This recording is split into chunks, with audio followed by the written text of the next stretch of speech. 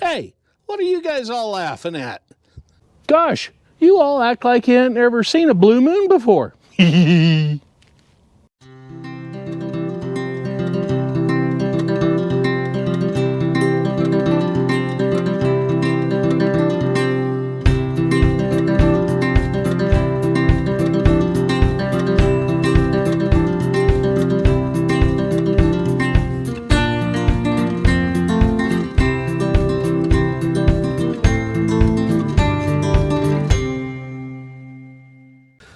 Y'all caught me changing the oil in the 1980 Ford half-ton. But I'd said in a previous video, I didn't trust the lubrication that the guys had put in the thing at the diesel truck shop where the kid was working where I got this. I'm sure he had 1540 in it or Lord knows what. So I bought a pair of El Cheapo piece of shit, pardon the French, Fram oil filters to put in the thing. And I've changed the oil in less than 3,000 miles. Maybe you have and maybe you haven't seen the YouTube videos on these Fram filters and how they're a bunch of junk. I can tell you right now, this Fram filter is full up to about here with motor oil. And this Baldwin filter weighs as much as, if not a little heavier, than that Fram does. Yeah, I just don't trust these after seeing all those videos on these Fram filters. I'm assuming because it was a truck shop, they were using 1540, which is a diesel engine oil. Some of it says it's rated for gas, but if you look at the API donut, the little round thing in the back looks like a donut. If it has CJ or CC or CD or, you know, something. C stands for compression ignition. And if it has SH, SJ, SN, it stands for spark ignition. So unless it has an S rating on that API service category, I won't touch it in a gas engine. So anyway, what I'm doing is changing out the oil here a little prematurely. I have some new Baldwin filters I'm going to put on there that are a lot better filter. And yeah, we're getting a jump on services this spring. What I bought is some Shell 10W30 for gas engines. And believe it or not, I got a heck of a deal on that oil. The store where I got it from was closing that out because the bottles obviously have a little shelf wear on them. So I got the bottles for $1 a quart. Can't go wrong with that. And as for oil changes, this old pickup's probably going to get an oil change once every year in the spring.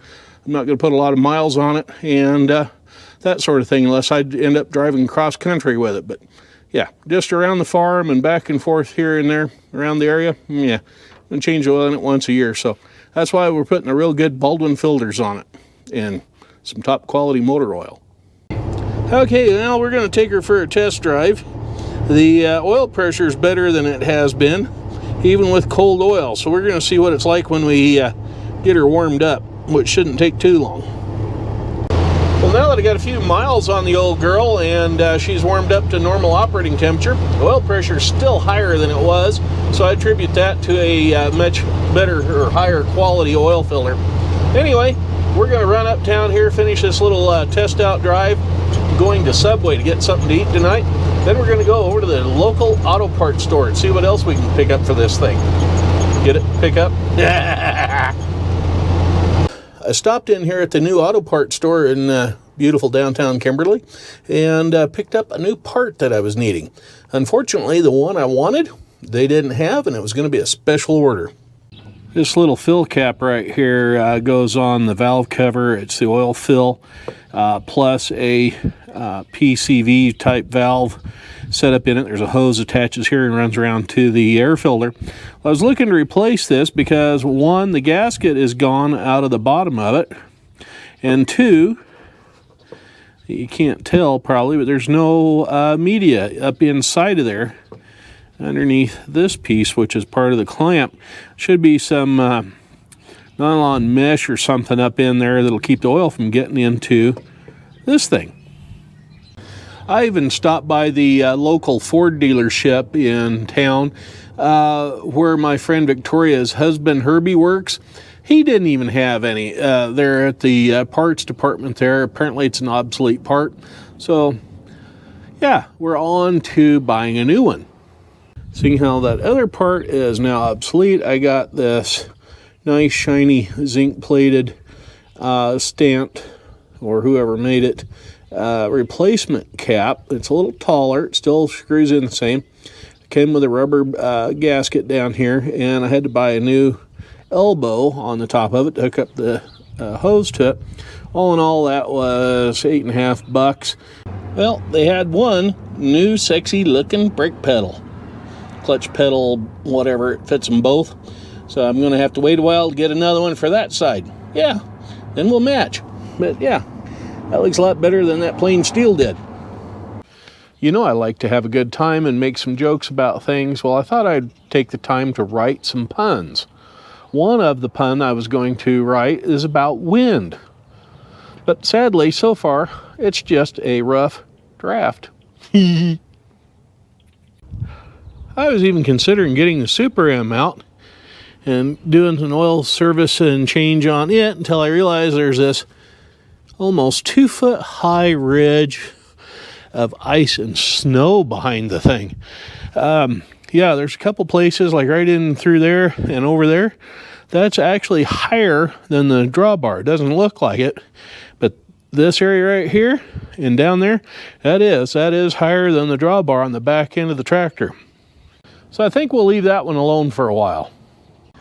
I stopped in today to talk to a couple of different insurance companies about getting the farm on some insurance for either my own produce sales, a flea market, arts and crafts show, or even a weekend farmer's market here on the grounds.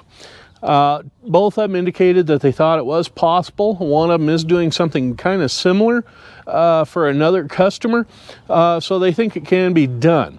Whether or not I'll hear back from them, I don't know. I still haven't heard from the other one, and that was clear back, 1st of November or so. So, yeah, 1 down out of 3 so far. We'll give these other 2 a week or so to come up with some numbers, and we'll go from there, and I'll keep you posted. Did I ever mention I hate gophers? Look here at what those darn little ornery rodents have done out here in the show area. Yeah, look at that. Left little dirt tunnels everywhere. Yeah, look at that.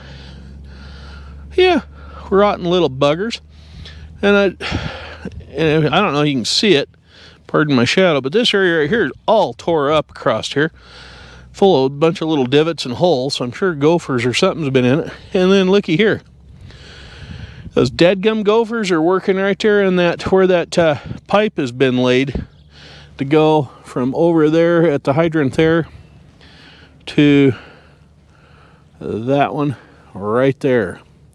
So yeah, we're gonna have to get those hydrants going, get a hose going, and flush them down the drain. Anyway, that's gonna wrap up today. It is the 1st of March 2022. Don't forget to click on subscribe right down there in that bottom right hand corner, a big red box with white lettering that says subscribe. And if you want to see all the videos that come out or be notified when they do come out, click on the little bell icon just to the right of that and click on the word all that pops up. You get notified for everything. And as always, give us a thumbs up, thumbs down, leave a comment in the comment section, even if it's just to say howdy. And we're going to get back to doing more servicing and repairs and whatnot on all of the tractors. We're going to be doing some work on the Farmall H, Super M. Got to get the Ford 850 tractor put back together. Let's see, what else we got to do? We got to get the engine running on the New Holland hay baler. Yeah, a lot of little projects coming up for this season. So as soon as this white stuff goes away, we're going to be back at it. So until then, I'm Farmer Dave. Y'all be careful out there, and we'll catch you later. Bye-bye now.